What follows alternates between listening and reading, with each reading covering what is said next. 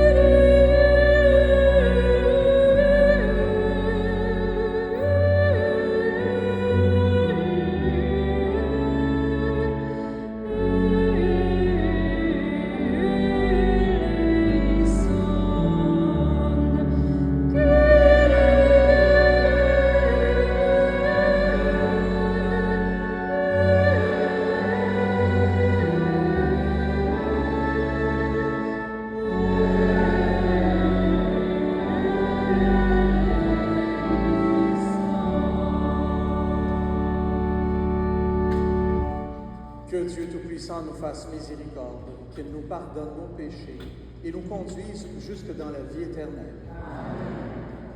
Amen.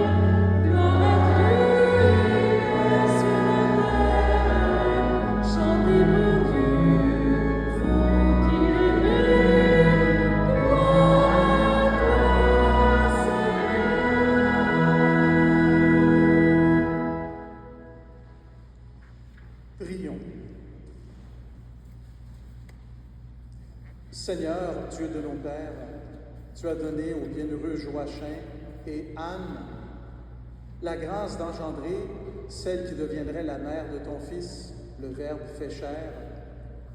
Accorde-nous à leur communion, à leur commune prière, dis-je bien, le salut que tu as promis à ton peuple, par Jésus-Christ, ton Fils, notre Seigneur, qui vit et règne avec toi dans l'unité du Saint-Esprit, Dieu pour les siècles des siècles. Amen.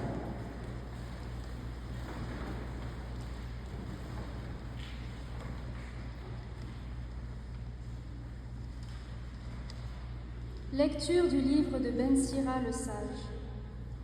Faisons l'éloge de ces hommes glorieux qui sont nos ancêtres. Ceux-là sont des hommes de miséricorde. Leurs œuvres de justice n'ont pas été oubliées. Avec leur postérité se maintiendra le bel héritage que sont leurs descendants. Leur postérité a persévéré dans les lois de l'Alliance. Leurs enfants y sont restés fidèles grâce à eux. Leur descendance subsistera toujours. Jamais leur gloire ne sera effacée. Leurs corps ont été ensevelis dans la paix, et leur nom reste vivant pour toutes les générations. Les peuples raconteront leur sagesse, l'assemblée proclamera leur louange. Parole du Seigneur.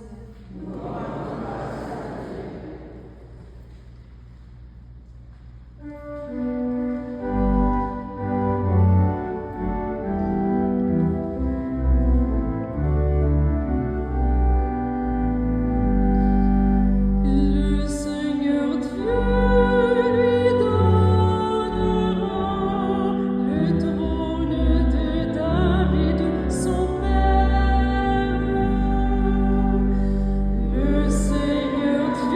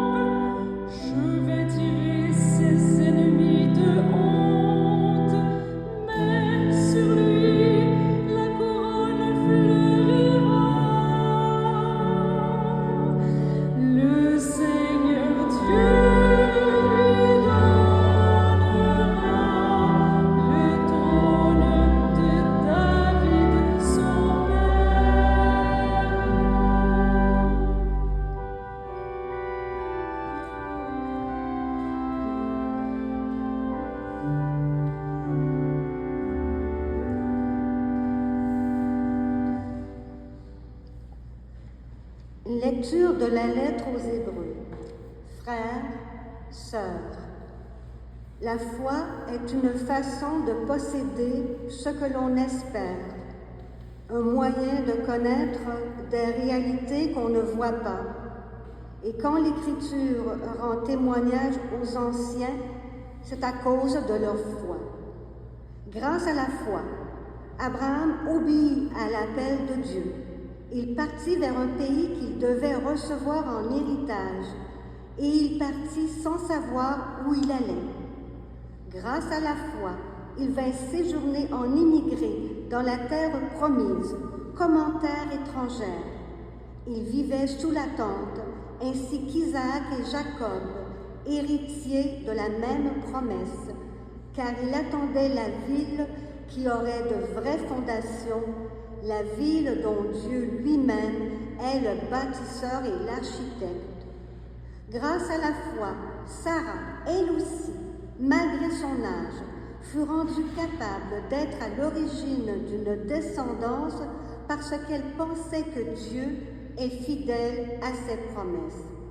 C'est pourquoi, d'un seul homme, déjà marqué par la mort, a pu naître une descendance aussi nombreuse que les étoiles du ciel et que le sable au bord de la mer, une multitude innombrable. Parole du Seigneur.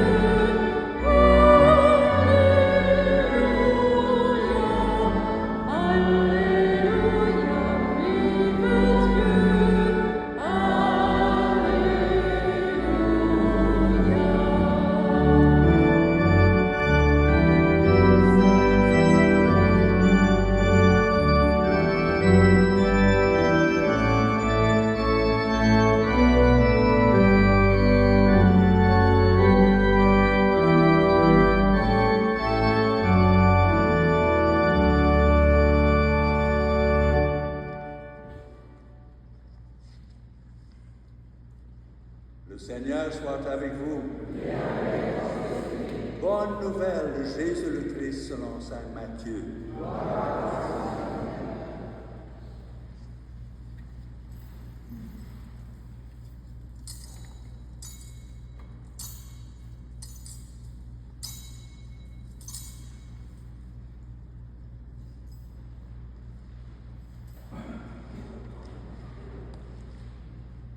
En ce temps-là, Jésus disait à ses disciples, « Heureux vos yeux parce qu'ils voient, vos oreilles puisqu'elles entendent. Amen. Je vous le dis, beaucoup de prophètes et de justes ont désiré voir ce que vous voyez et ne l'ont pas vu, entendre ce que vous entendez et ne l'ont pas entendu. » Frères et sœurs, acclamons la parole vivante de Dieu.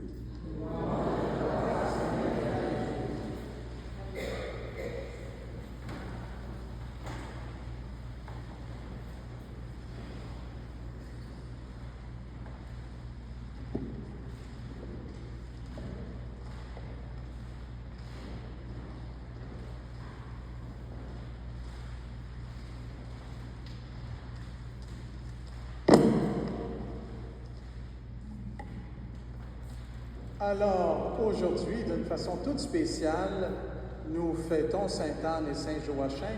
On va prendre le temps de s'en parler un peu. On a du temps. On est dans le milieu de l'après-midi. Alors, on va prendre le temps de s'exposer un petit peu plus au niveau de la réflexion. Au plan historique et biblique, nous avons bien peu de choses concernant Sainte Anne notamment et Saint Joachim. En fait, la Bible n'en dit pas un seul mot.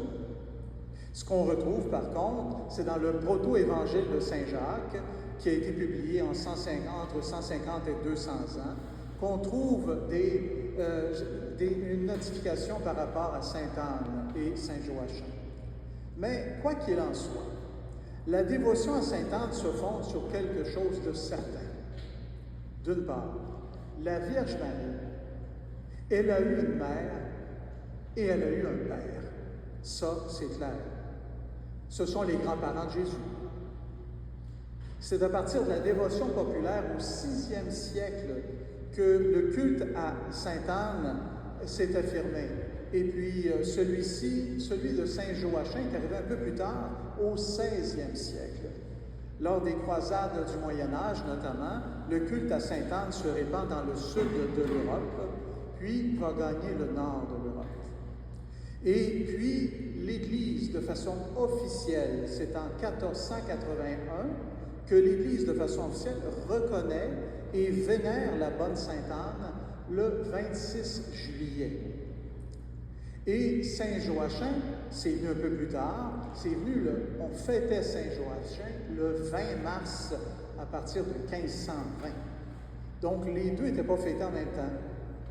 Et ce n'est que, justement, en 1969, c'est très courant, à la suite du Concile de Vatican II, que les pères de l'Église ont dit « D'accord, parfait, on va s'arranger maintenant pour que Sainte Anne et Saint Joachim soient célébrés ensemble le 26 juillet. » Donc, c'est à partir de ce moment-là.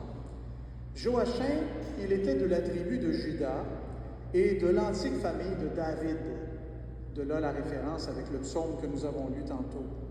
Et il était pasteur de brebis et à Nazareth. Et on dit de lui qu'il était plutôt fortuné et très généreux. Stolan, qui était le père de Sainte Anne, lui donna sa fille en mariage. Puis le drame, c'est qu'avec les années, Anne et Joachim ne donnaient pas d'enfants. Or, un des deux était stérile, Anne ou Joachim. L'histoire ne le dit pas. Mais il n'y avait pas d'enfant. Et selon la coutume, à la fête des tabernacles, Joachim se rendait au temple pour offrir des sacrifices en espérant pouvoir un jour compter sur un enfant. Il apporte un agneau, puis Anne est avec lui. Sauf qu'arrive un temps où le grand prêtre refuse leur offrande. Et là, il dit, parce que Dieu ne les avait pas trouvés dignes encore d'avoir des enfants. Et dans cette condition-là, c'était comme si ils étaient maudits par les yeux de Dieu, au regard de Dieu. Dieu n'entend pas leurs prières, n'écoute pas leurs offrandes, ne perdez plus votre temps, ne venez plus. Vous avez péché, vous ou des gens dans votre famille ont péché. Et là, vous en subissez les conséquences. Évidemment, dans cette situation-là, Joachim a été profondément humilié et blessé par ses propos. Alors il est parti au désert et il est allé jeûner et prier pendant 40 jours.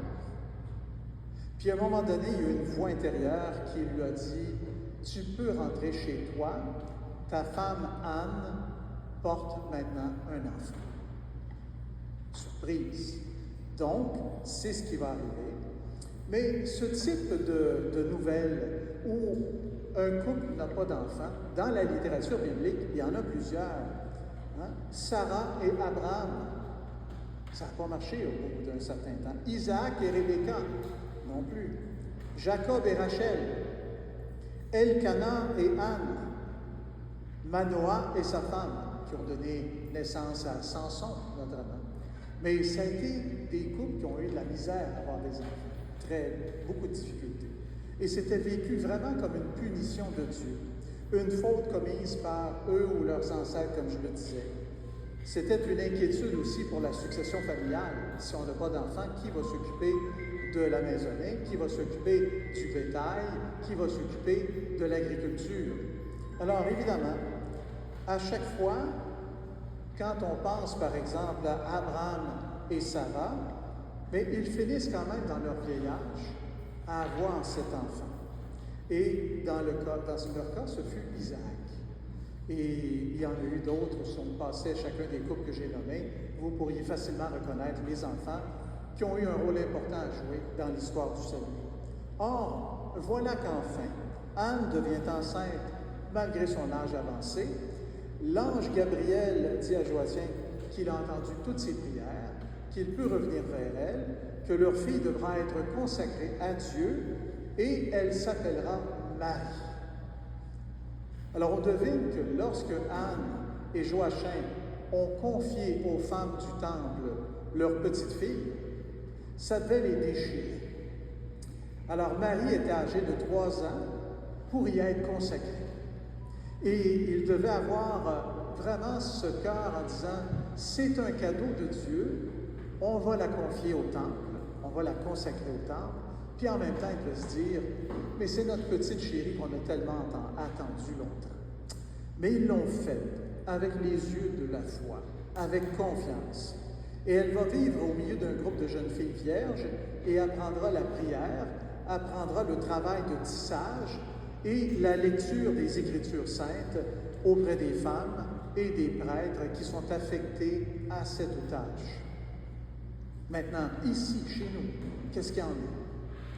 Eh bien, au Québec, la dévotion arriva par les missionnaires jésuites à Sainte-Anne, avec les colons depuis la France, notamment de Paris, jusque dans la région nord-ouest de la France, Auray en Bretagne, et ça c'est vers 1624-1625 à peu près. Et évidemment, la dévotion s'installe d'abord un peu avant d'arriver au Québec quand on descend le fleuve. Un peu avant d'arriver au Québec, c'était dans le coin, là, pas où est la basilique Sainte-Anne actuellement, mais un peu plus sur le bord de l'eau. Et ça, c'était en 1647 qu'il y a eu une construction d'une église paroissiale. Puis, Sainte-Anne-de-Beaupré, la grande basilique que l'on connaît, ça a été construit en 1658. Et puis, cela a favorisé beaucoup la dévotion à Sainte-Anne par les matelots. Et rapidement, c'est les Premières Nations aussi, Huron. Et puis, on a construit ensuite de ça cette immense cathédrale. Monseigneur François de Laval, au début, en 1661, dépose une statue de Sainte-Anne dans la petite église, la première petite église qu'ils ont construite, et une longue série de miracles va s'y produire. Or, il décrète l'obligation pour toute la Nouvelle-France de fêter Sainte-Anne. On dira donc Sainte-Anne, patronne du Québec. Et puis là, non seulement elle deviendra la patronne civile du Québec, il y a eu une première relique qui a été apportée, qui était un bout de doigt de Sainte-Anne. Parce qu'à travers le monde, des basiliques consacrées à la grand-mère de Jésus, il n'y en a pas beaucoup. Et ici, c'était important. Donc, à Rome, on a décidé de donner une relique d'importance, qui était ce doigt. Puis, une autre, en 1960, qui est arrivée, cette relique-là, et là, elle était drôlement plus imposante. On peut la retrouver encore à Sainte-Anne-de-Beaupré, un avant-bras de Sainte-Anne. Vraiment, toute une relique majeure. Et sans faire rire quelques-uns, un avant-bras. Mais en même temps, cette relique permet la dévotion de beaucoup de fidèles qui y vont recevoir des grâces extraordinaires. Alors ça, c'est pas rien. Et c'est le pape Jean XXIII qui avait proposé cette relique à la basilique Sainte-Anne. Alors ce qu'on comprend, c'est que la foi, c'est une manière de vivre et de concevoir la vie, bien sûr, mais c'est un acte libre et volontaire et intelligent aussi. Les gens disent, vous avez la foi, vous êtes bien naïf. Non, non. La foi, là, c'est un acte d'intelligence aussi. C'est que de tout mon recueillement, de toute ma pensée, avec ma conscience, je pense que cette voie qui me conduit à Jésus-Christ, qui m'amène vers Dieu, qui m'ouvre à la vie éternelle, eh bien, c'est un geste, une pensée intelligente. Et puis, bien sûr, c'est la foi demeurera toujours un don de Dieu. Dans la collectivité, comment ça se fait? Dans vos familles, la même chose. Comment ça se fait que certains ont la foi, d'autres ne l'ont pas? Priez pour eux. C'est un don de Dieu. C'est lui qui peut donner ce don. Et nous, on est toujours émerveillés parce que année après année, de plus en plus de gens d'adultes demandent le baptême et la confirmation, et par la suite demandent à en savoir toujours plus. C'est pas juste « je veux avoir mon papier », ils veulent en savoir toujours plus. Ils veulent se nourrir. Et là, dans ce temps-là, on comprend que c'est vraiment pas d'eux-mêmes, c'est vraiment un don de Dieu, que Dieu leur a fait dans leur vie. La foi veut dire s'attendre à Dieu à tout moment et en toutes choses. Il peut agir comme il a agi à travers Anne et Joachim, alors qu'ils étaient d'un âge avancé. Dieu peut agir, rien ne lui est impossible. Alors que Sainte Anne et Saint Joachim veillent sur nous, qu'ils apportent au Seigneur nos prières, notre neuvaine que nous avons faite, et nos demandes, bien sûr, et qu'ils fassent grandir notre foi. Ça a pris du courage à Joachim, humilié par le grand prêtre, de continuer de prier Dieu pareil. Et puis, d'une façon toute spéciale, qu'il bénisse tous les grands-parents. Ce sont les grands-parents de Jésus. Qu'il bénisse tous les grands-parents. C'est un souhait qui a été évoqué par le pape François tout récemment, que le 26 juillet soit également la journée consacrée aux grands-parents. Amen.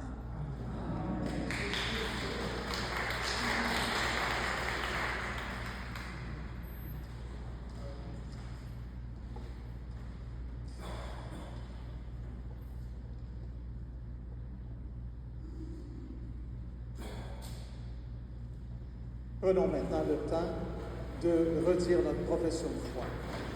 Ensemble, je crois en Dieu, le Père Tout-Puissant, Créateur du ciel et de la terre, et en Jésus-Christ, son Fils unique, notre Seigneur, qui a été conçu du Saint-Esprit, est né de la Vierge Marie, a souffert sous Ponce Pilate, a été crucifié, est mort et a été enseveli, est descendu aux enfers, le troisième jour est ressuscité des morts, est monté aux cieux, est assis à la droite de Dieu le Père Tout-Puissant, et d'où il viendra juger les vivants et les morts.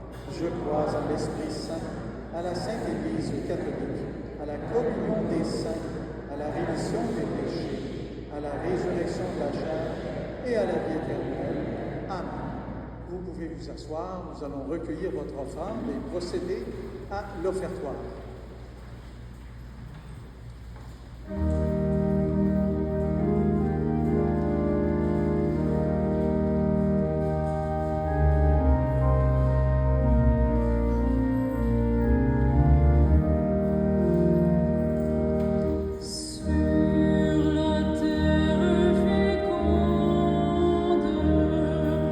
Que ton amour bénisse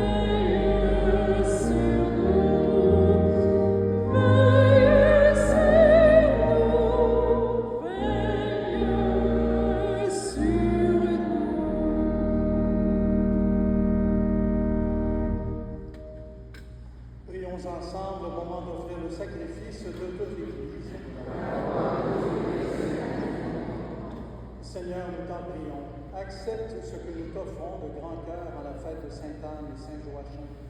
Fais que nous ayons part à la bénédiction promise à Abraham et à sa descendance par le Christ notre Seigneur. Amen. Bien, le Seigneur soit avec vous et le bon notre cœur. Nous rendons grâce au Seigneur notre Dieu. Vraiment, il est juste et bon pour ta gloire et notre salut de t'offrir notre action de grâce toujours et en tout lieu, Seigneur, Père très saint, Dieu éternel et tout-puissant.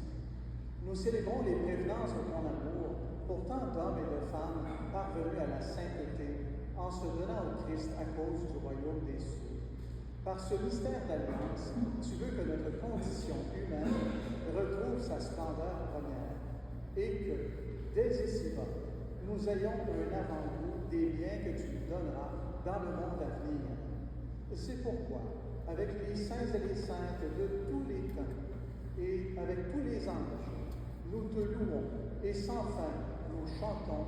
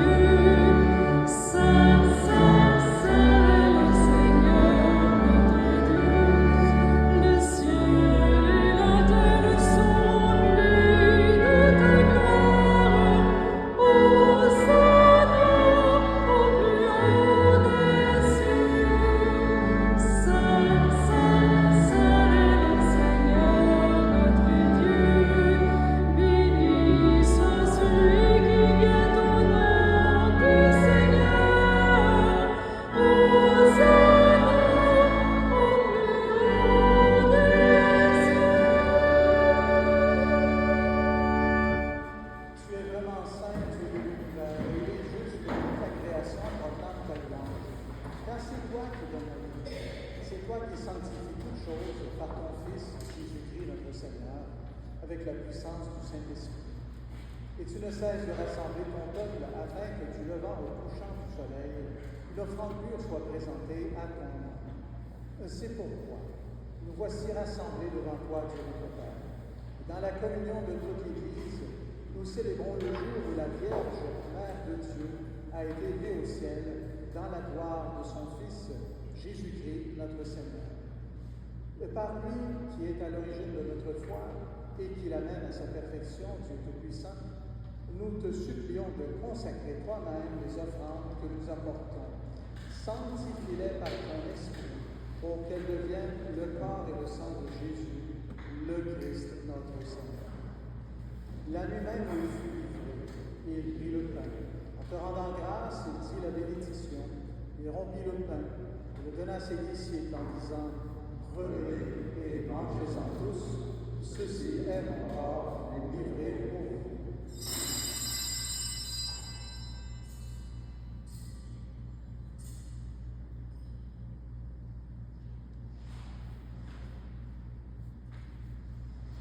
De même, à la fin du repas, il prit la coupe. De nouveau, il rendit grâce, la donna à ses disciples en disant « Prenez et buvez-en tous, car ceci est la coupe de mon sang, le sang de l'alliance nouvelle et éternelle, qui sera versé pour vous et pour la multitude en rémission des péchés. Vous ferez cela en mémoire de moi. »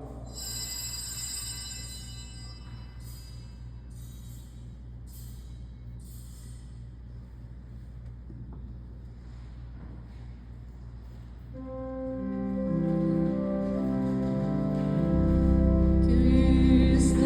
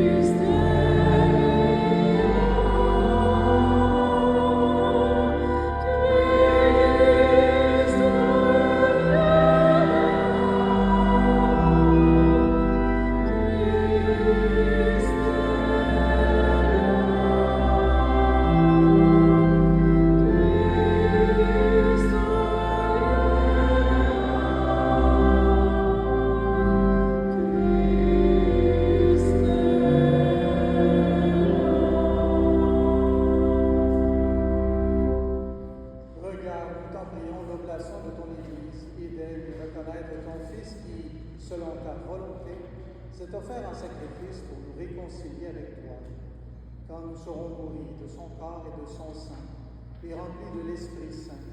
Accorde-nous d'être un seul corps et un seul esprit dans le Christ.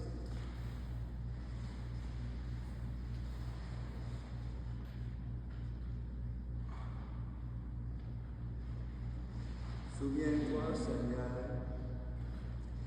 que l'Esprit Saint fasse de nous une éternelle offrande à ta gloire, pour que nous obtenions un jour l'héritage promis avec tes élus.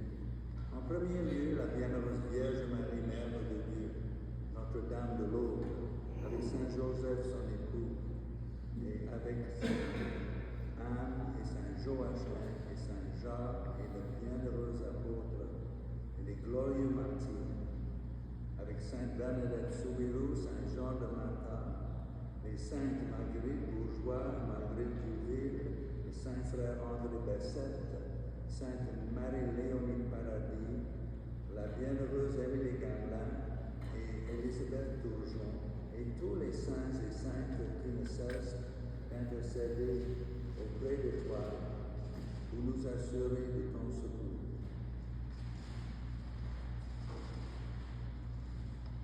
Et maintenant, nous te supplions, Seigneur, par le sacrifice qui nous réconcilie avec toi, étends au monde entier le salut et la paix. Affermis ton Église en pèlerinage sur la terre, dans la foi et la charité, en union avec ton serviteur, notre pape Léon XIV, notre évêque Christian, l'ensemble des évêques, les prêtres, les diacres et tout le peuple que tu as racheté. Écoute en ta bonté les prières de ta famille que tu as voulu rassembler devant toi. Dans ta miséricorde, ramène à toi, Père très aimant, tous tes enfants dispersés.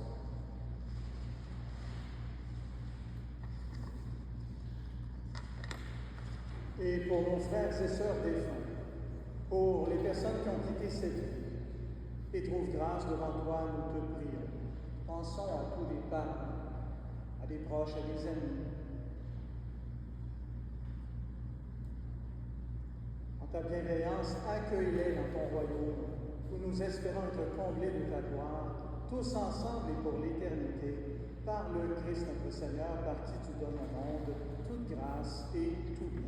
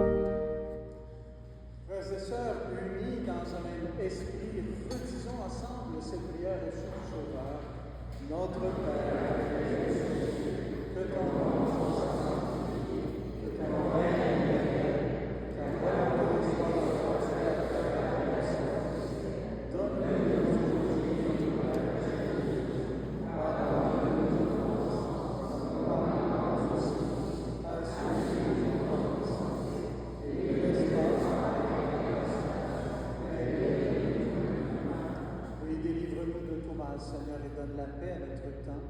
Soutenus par ta miséricorde, nous serons libérés de tout péché, à l'abri devant toute épreuve. Nous qui attendons que se réalise cette bienheureuse espérance, l'avènement de Jésus-Christ, notre Sauveur.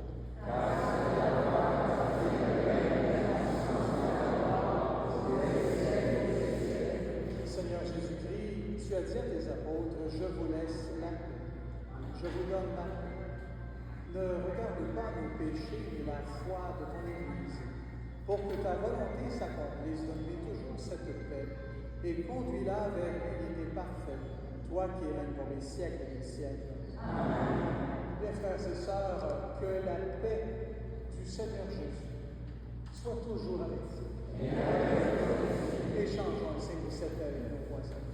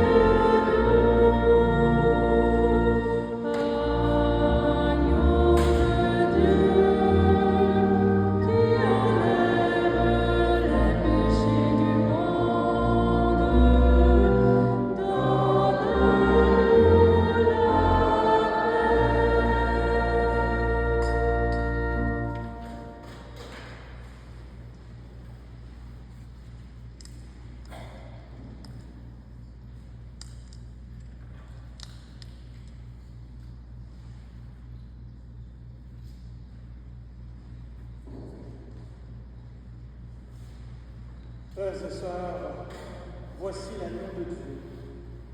Voici celui qui enlève les péchés du monde. Heureux les invités au repas des noces de l'agneau.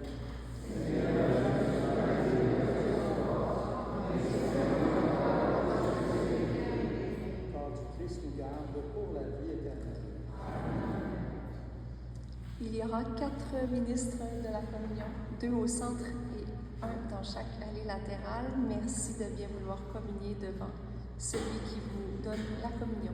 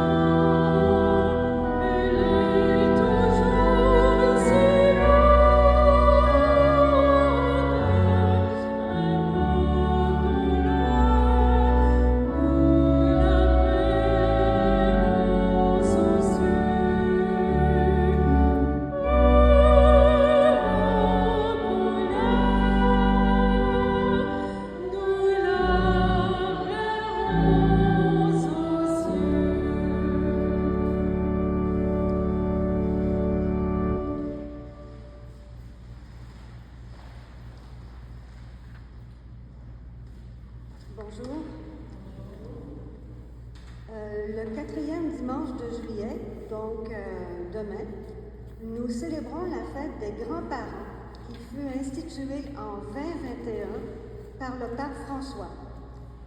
Cette date a été choisie pour être tout près de la fête de Sainte-Anne et Saint-Joachim, les parents de la Vierge Marie et les grands-parents de Jésus qui est fêté le 26 juillet.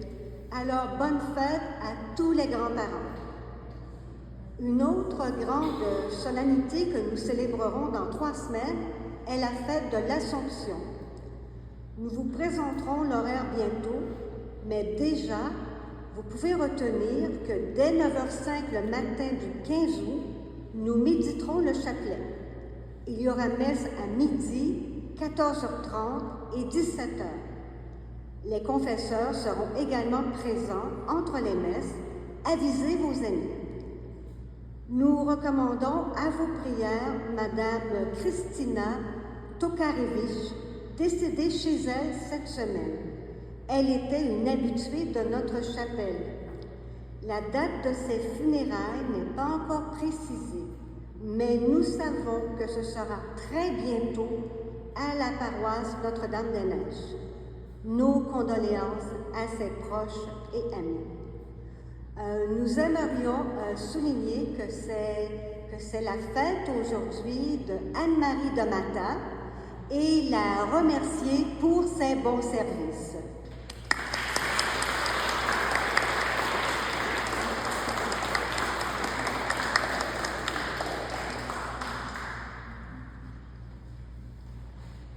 Poursuivons notre prière. Tu as voulu, Seigneur Dieu, que ton Fils unique naisse de la famille humaine pour que celle-ci, par un admirable mystère, renaisse de ta propre vie. Dans la bonté, accorde à ceux et celles que tu as nourris du pain de tes enfants d'être sanctifiés par ton esprit d'adoption, par le Christ notre Seigneur.